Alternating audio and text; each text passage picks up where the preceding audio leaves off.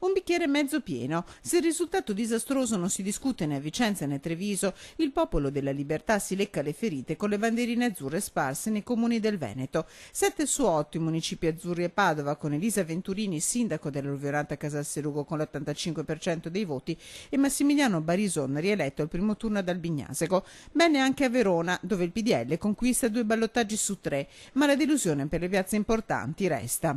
Sicuramente non siamo contenti dei voti raccolti dalla lista del Popolo della Libertà, non potrebbe essere altrimenti, visto che il risultato non è quello numerico che ci attendavamo. Una ragione per la sconfitta, il vecchio caro alleato, la Lega Nord.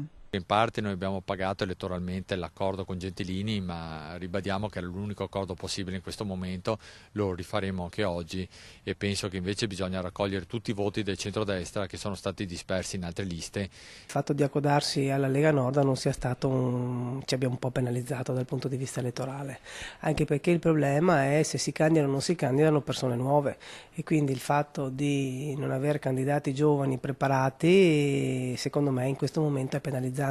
Nessuna intenzione di mettere in discussione l'alleanza. Il PDL è pronto a correre insieme anche in vista delle amministrative 2014, con l'obiettivo della conquista di Padova. Intanto una riflessione d'obbligo.